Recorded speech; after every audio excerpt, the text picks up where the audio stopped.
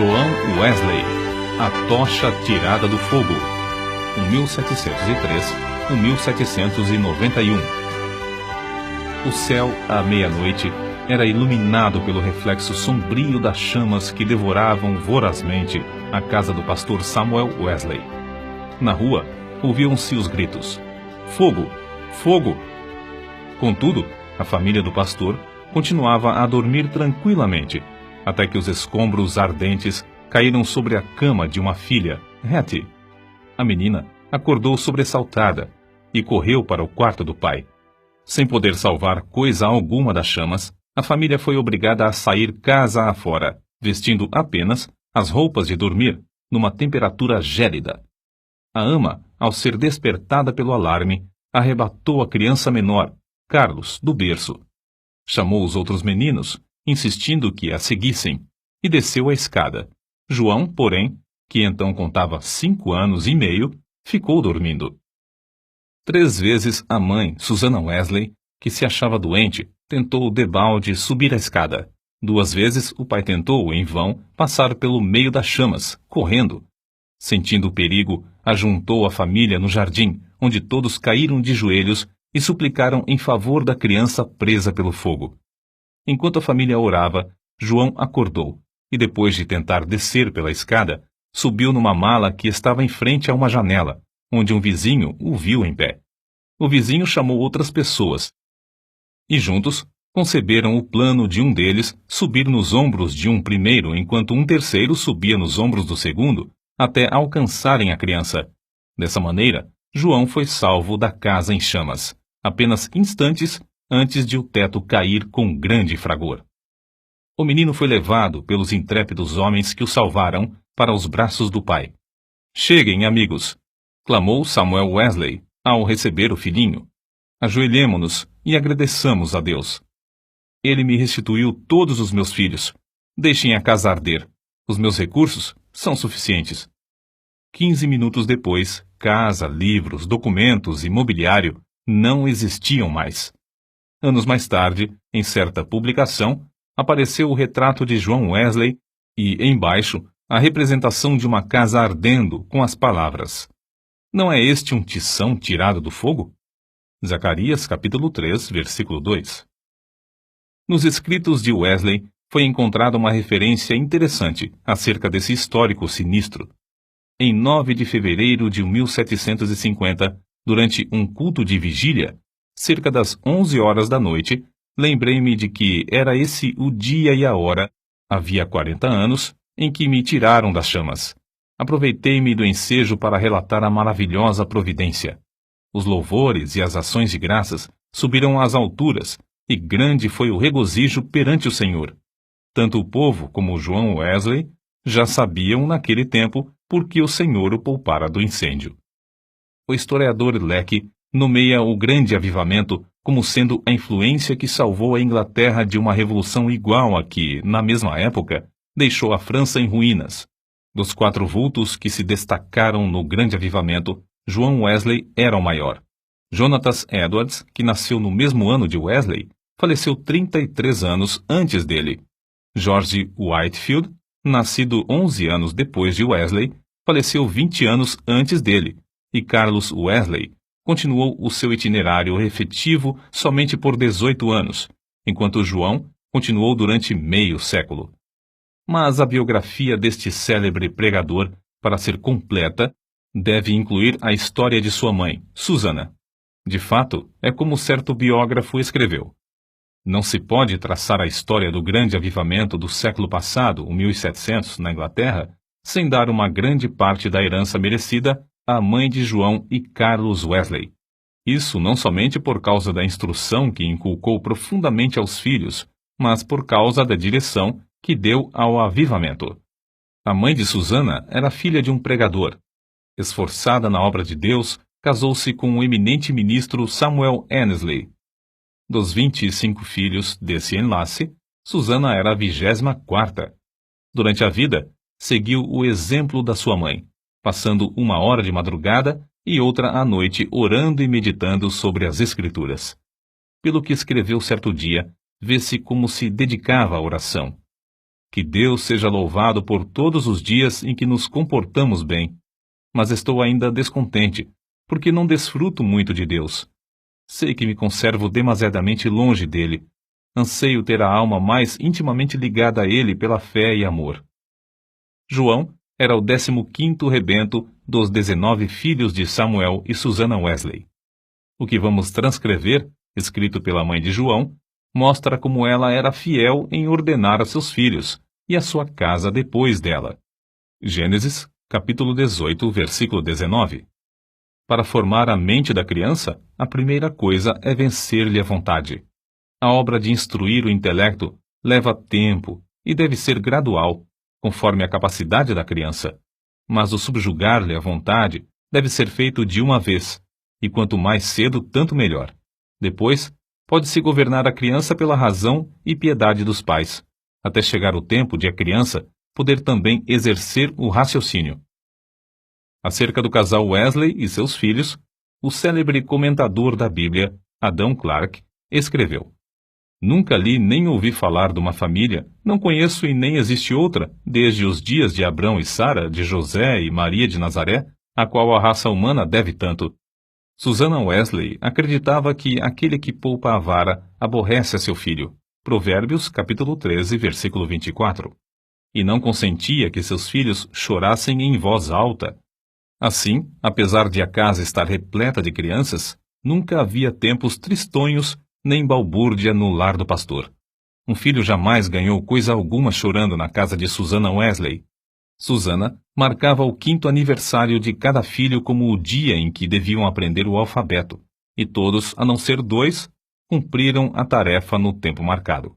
No dia seguinte, a criança que completava 5 anos e aprendia o alfabeto começava o estudo da leitura, iniciando-o com o primeiro versículo da Bíblia.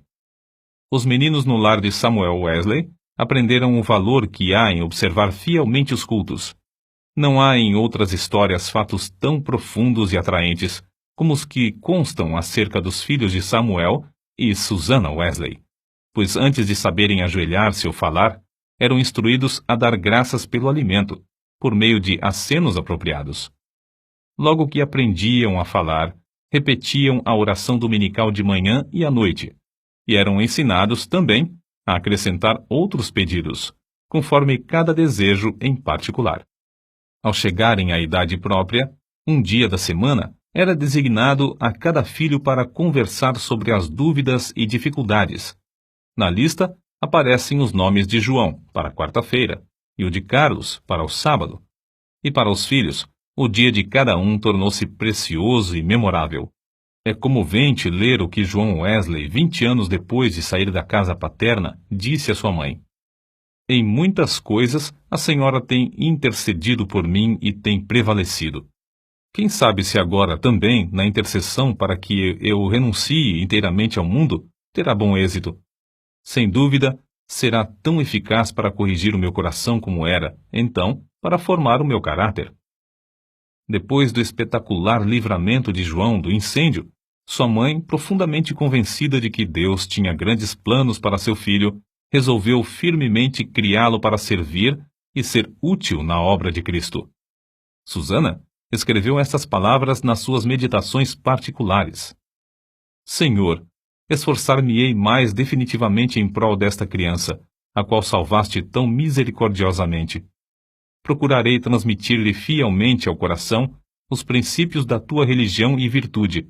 Senhor, dá-me a graça necessária para fazer isso sincera e sabiamente, e abençoa os meus esforços com grande êxito.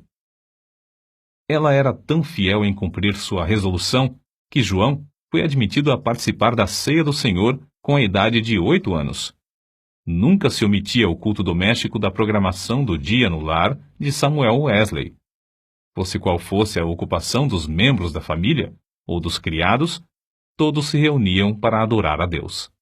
Na ausência do marido, Susannah, com o coração aceso pelo fogo dos céus, dirigia os cultos. Conta-se que, certa vez, quando ele prolongou a ausência mais do que de costume, 30 a 40 pessoas assistiram aos cultos no lar dos Wesley, e a fome pela palavra de Deus aumentou a ponto de a casa ficar repleta de vizinhos. A família do pastor Samuel Wesley vivia rodeada de pobreza, mas pela influência do Duque de Buckingham, conseguiu um lugar para João na Charterhouse, em Londres. Assim, o menino, antes de completar 11 anos, deixou a atmosfera fragrante de oração ardente para enfrentar as porfias de uma escola pública. Contudo, não cedeu ao ambiente de pecado de que estava rodeado. Conservava também as suas forças físicas, obedecendo fielmente ao conselho de seu pai, que corresse 3 vezes de madrugada ao redor do grande jardim da Charterhouse. Tomou como regra da sua vida, dali em diante, manter o vigor do corpo. Aos 80 anos, apesar de seu físico franzino, considerava coisa insignificante andar a pé 1,5 léguas para pregar. Conta-se um exemplo da influência que João exercia sobre seus colegas da Charterhouse. Certo dia, o porteiro sentiu falta dos meninos no terraço de recreio e foi achá-los em uma das salas, congregados em redor de João.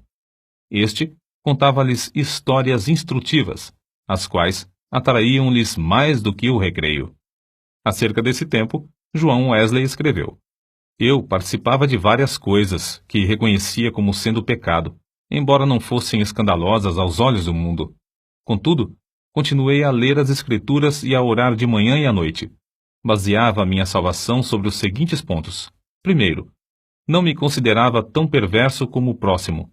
Segundo, conservava a inclinação de ser religioso. Terceiro, lia a Bíblia, assistia aos cultos e fazia oração. Depois de estudar 6 anos na Charterhouse, Wesley cursou em Oxford, tornando-se proficiente no latim, grego, hebraico e francês. Mas seu interesse principal não era o intelecto. Sobre esse assunto, ele escreveu: Comecei a reconhecer que a religião verdadeira tem a sua fonte no coração. Reservei 2 horas, todos os dias, para ficar sozinho com Deus. Participava da ceia do Senhor de 8 em 8 dias. Guardei-me de todo pecado, quer de palavras, quer de atos. Assim, na base das boas obras que praticava, eu me considerava um bom crente. João se esforçava para levantar-se diariamente às 4 horas. Por meio de anotações que registravam suas atividades cotidianas, conseguia dar conta de seu tempo para não desperdiçar um só momento. Continuou a observar esse costume até quase o último dia da sua vida. Certo dia, quando ainda jovem, assistiu a um enterro em companhia de um moço e conseguiu levá-lo a Cristo, ganhando assim a primeira alma para seu Salvador. Alguns meses depois, com a idade de 24 anos, e depois de um período de oração, foi separado para o diaconato. Enquanto estudava em Oxford, juntava-se a um pequeno grupo de estudantes para orar, estudar as Escrituras diariamente, jejuar às quartas e sextas-feiras, visitar os doentes e encarcerados e confortar os criminosos na hora da execução. Todas as manhãs e todas as noites, cada um passava 1 hora orando sozinho em oculto. Durante as orações, paravam de vez em quando para observar se clamavam com o devido fervor. Sempre oravam ao entrar e ao sair dos cultos na igreja. Mais tarde, 3 dos membros desse grupo tornaram-se famosos entre os crentes. Primeiro, João Wesley, que talvez tenha feito mais que qualquer outro para aprofundar a vida espiritual, não somente na época, mas também em nossos dias. Segundo, Carlos Wesley, que chegou a ser um dos mais espirituais e famosos escritores de hinos evangélicos. E terceiro, George Whitefield, que se tornou o comovente pregador ao ar livre. Naquele tempo, sentia-se a influência de João Wesley em muitas partes das Américas, e hoje ainda é sentida. Contudo, passou menos de 2 anos nesse continente, e isto durante o período de sua vida em que se achava perturbado por causa de dúvidas. Aceitou a chamada para pregar o Evangelho aos silvícolas na colônia de Geórgia, desejoso de ganhar sua salvação por meio de boas obras. Pensou que vaidade e ostentação mundana não se encontrariam nas matas da América. Como era característico em sua vida, a bordo do navio em viagem à América do Norte, observava com outros de seu grupo um programa para não desperdiçar um momento durante o dia. Levantava-se às 4 da manhã e deitava-se depois das 21 horas. As primeiras 3 horas do dia eram dedicadas à oração e ao estudo das Escrituras.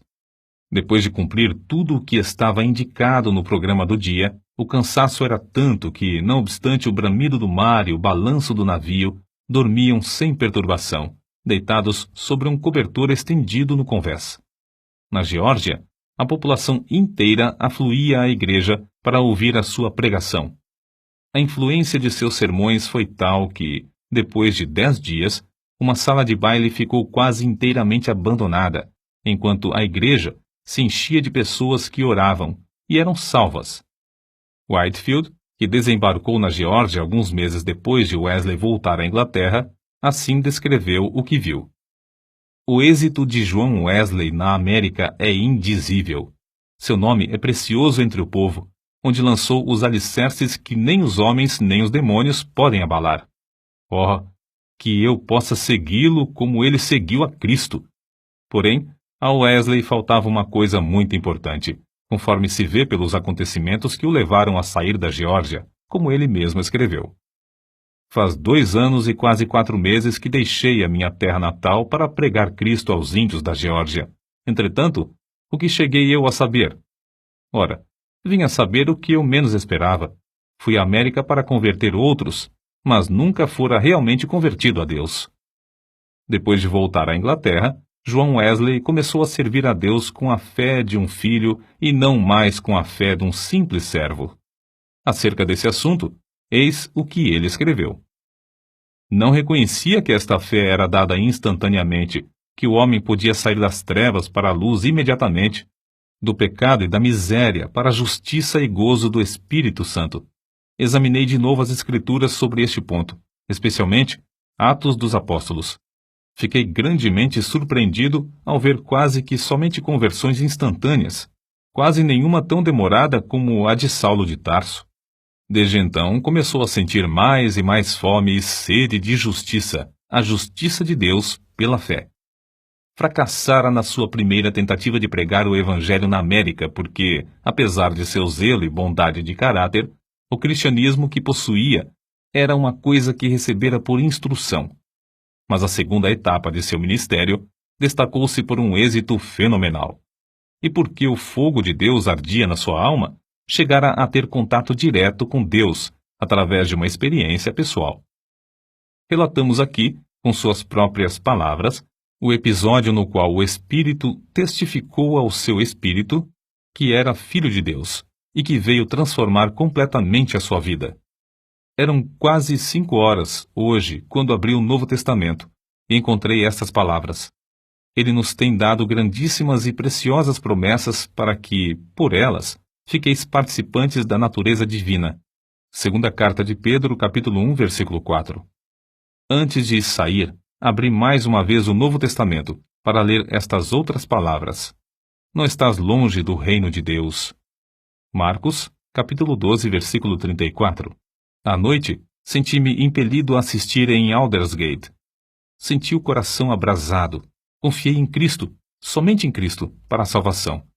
Foi-me dada a certeza de que Ele levara os meus pecados e de que me salvara da lei do pecado e da morte. Comecei a orar com todas as minhas forças e testifiquei a todos os presentes do que sentia no coração. Depois dessa experiência em Aldersgate, Wesley aspirava a bênçãos ainda maiores do Senhor, conforme ele mesmo escreveu. Eu suplicava a Deus que cumprisse todas as suas promessas na minha alma. O Senhor honrou este anelo, em parte, não muito depois, enquanto eu orava com Carlos, Whitefield e cerca de 60 outros crentes, em Fetter Lane. São de João Wesley também estas palavras. Cerca de 3 horas da madrugada, enquanto perseverávamos em oração, Romanos capítulo 12, versículo 12, o poder de Deus nos sobreveio de tal maneira que bradamos impulsionados de grande gozo, e muitos caíram ao chão. A seguir, ao passar um pouco o temor e a surpresa que sentimos na presença da majestade divina, rompemos em uma só voz. Louvamos-te, ó Deus! Aceitamos-te como Senhor. Essa unção do Espírito Santo dilatou grandemente os horizontes espirituais de Wesley. O seu ministério tornou-se excepcionalmente frutuoso, e ele trabalhou ininterruptamente durante 54 anos, com o coração abrasado pelo amor divino. Um pastor prega, em média, 100 vezes por ano, mas João Wesley pregou cerca de 780 vezes por ano, durante 54 anos.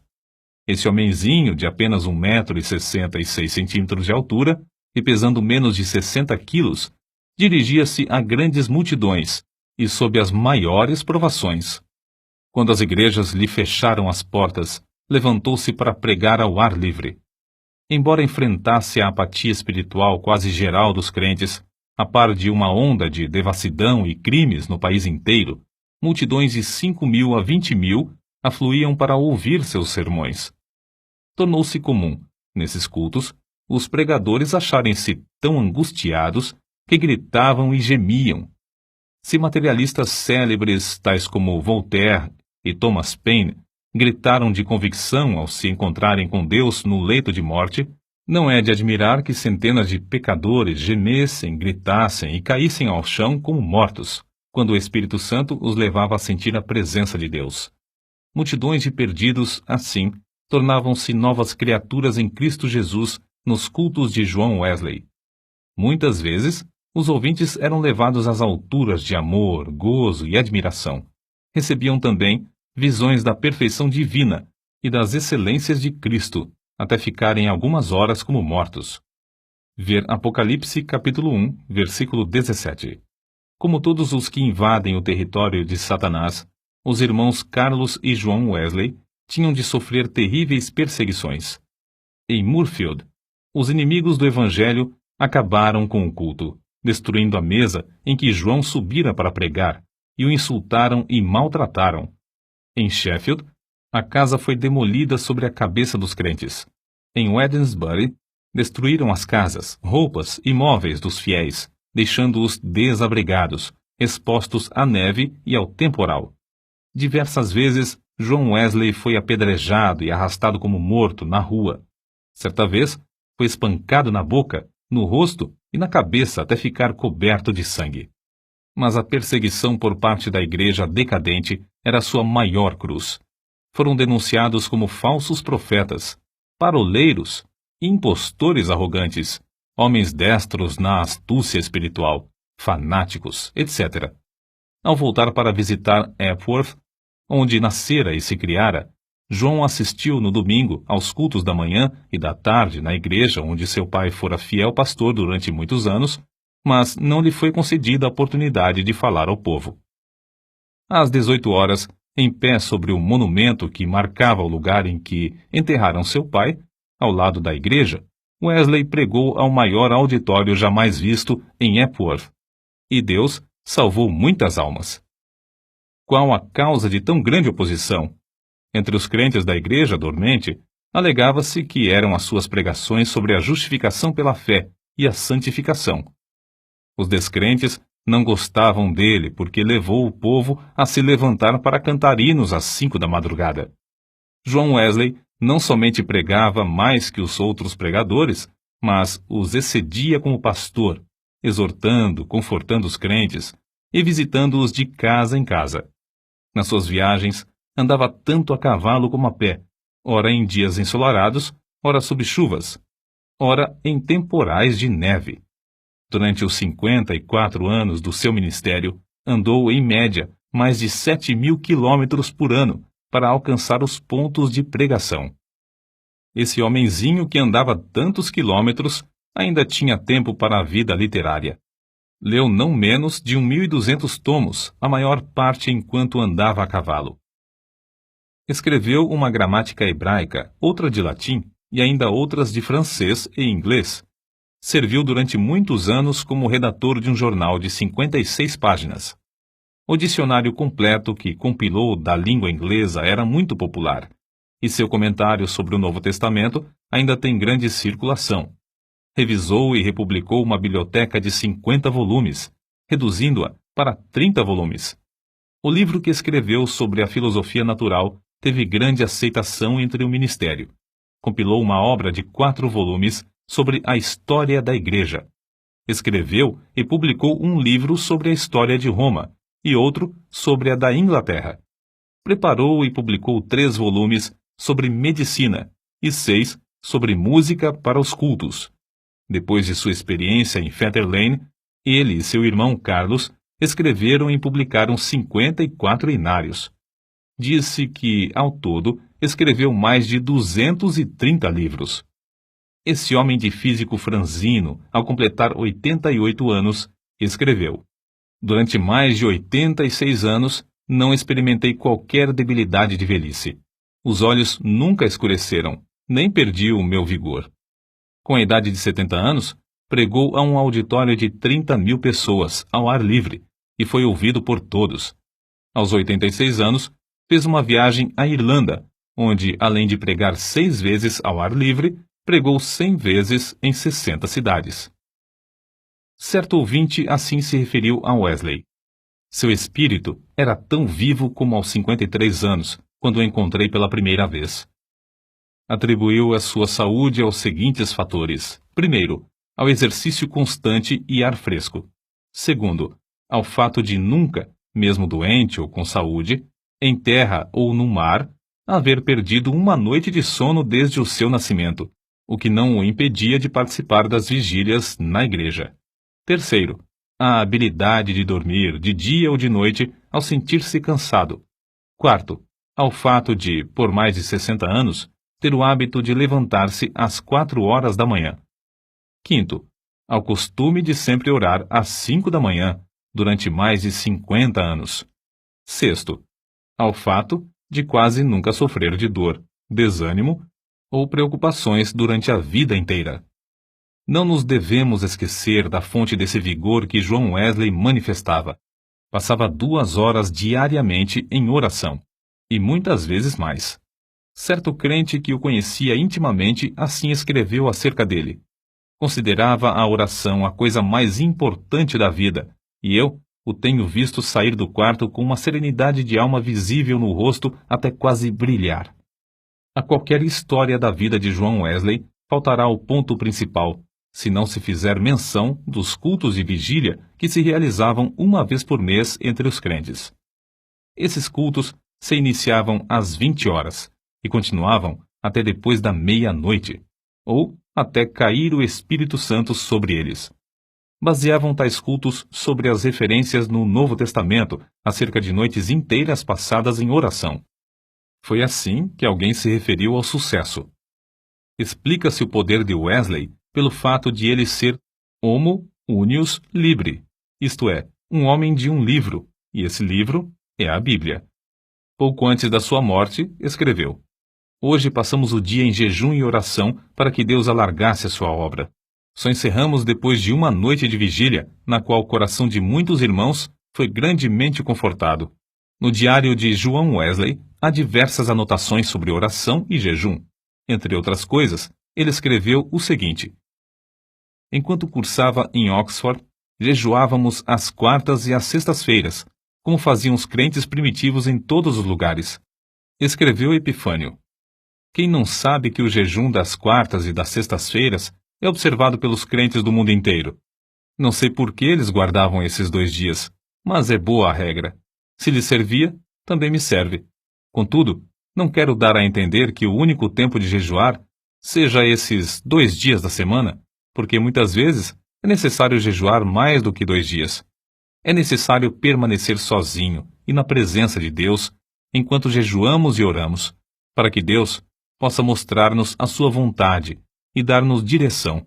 Nos dias de jejum, devemos afastar-nos o mais possível de todo o serviço, de fazer visitas e das diversões, apesar de essas coisas serem lícitas em outras ocasiões."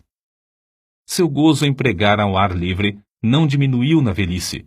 Em 7 de outubro de 1790, pregou pela última vez fora de casa sobre o texto: "O reino de Deus está próximo. Arrependei-vos e crede no Evangelho." Consta em sua biografia que a palavra manifestou-se com grande poder e as lágrimas do povo corriam em torrentes. Um por um, seus fiéis companheiros de luta, inclusive sua esposa, foram chamados para o descanso, mas John Wesley continuava a trabalhar. Com a idade de 85 anos, seu irmão Carlos foi chamado pelo Senhor. e João sentou-se perante a multidão, cobrindo o rosto com as mãos, para esconder as lágrimas que lhe corriam pelas faces. Seu irmão, a quem amara tanto durante tão longo tempo, havia partido, e ele, agora, tinha de trabalhar sozinho. Em 2 de março de 1791, com a idade de quase 88 anos, completou a sua carreira terrestre. Durante toda a noite anterior, não cessaram em seus lábios o louvor e a adoração, pronunciando estas palavras: as nuvens destilam a gordura. Sua alma saltou de alegria com a antecipação das glórias do lar eterno e exclamou: o melhor de tudo é que Deus está conosco. Então, levantando a mão, como se fosse o sinal da vitória, novamente repetiu: o melhor de tudo é que Deus está conosco. Às 10 horas da manhã, enquanto os crentes rodeavam o leito em oração, ele disse: adeus. E assim passou para a presença do Senhor. Um crente que assistiu à sua morte assim relatou o ato: a presença divina pairava sobre todos nós. Não existem palavras para descrever o que vimos no seu semblante. Quanto mais o fitávamos, tanto mais víamos parte dos indizíveis céus. Calcula-se que 10.000 pessoas passaram em desfile diante do ataúde para ver o rosto que ainda retinha um sorriso celestial. Por causa das grandes massas que afluíram para honrá-lo, foi necessário enterrá-lo às 5 horas da manhã. João Wesley nasceu e criou-se em um lar onde não havia abundância de pão. Com a venda dos livros de sua autoria, ganhou uma fortuna, com a qual contribuía para a causa de Cristo. Ao falecer, deixou no mundo 2 colheres, uma chaleira de prata, um casaco velho e dezenas de milhares de almas, salvas em épocas de grande decadência espiritual. Em Epworth, a tocha foi arrebatada do fogo. Em Aldersgate e Fetter Lane, começou a arder intensamente e continua a iluminar milhões de almas no mundo inteiro.